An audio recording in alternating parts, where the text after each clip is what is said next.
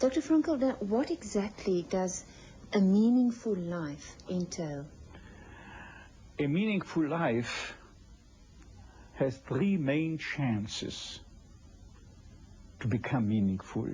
That is, namely, by doing a deed or creating a work. Second, by experiencing something or someone.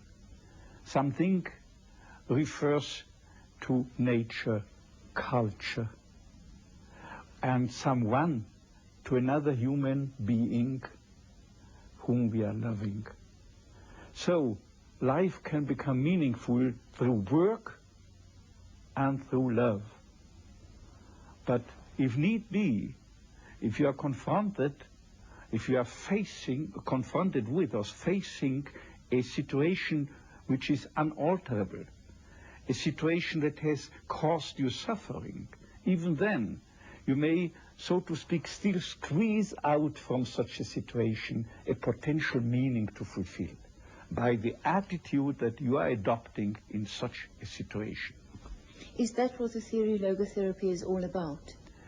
Not all about, but this is an intrinsic and important aspect of that system which is called logotherapy, I would say.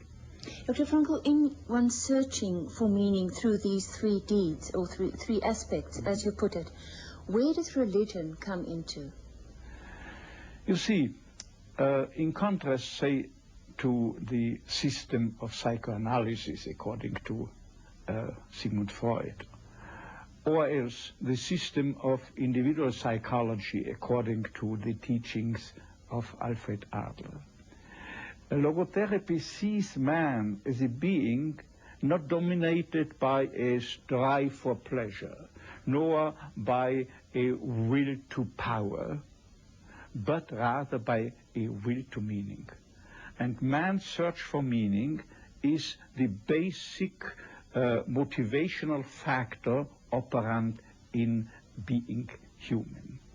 And thus, logotherapy sees man struggling for a life as meaningful as possible, or being frustrated in his very will to meaning, as we are used to calling it, frustrated by being disappointed and by seeing that there is no place for meaning, there is no offer for meaning, better to say, but they are just foundering in their search for meaning. If we define a human being as a being in steady search for meaning, here is the very place where religion comes in, inasmuch as man, or say a large essential part of the human population, is going one step beyond that, inasmuch as they strive also for something one might call an ultimate meaning. And in a religion, man, a religious individual, is not satisfied just with finding a meaningful task to complete, but he goes or she goes a step forward by also including the awareness of a task giver, as it were. This is divinity. So there is a new dimension they enter, religious personalities enter, by striving for something they may experience and receive, be perceptive of in terms of an ultimate meaning, not just meaning, but an ultimate meaning.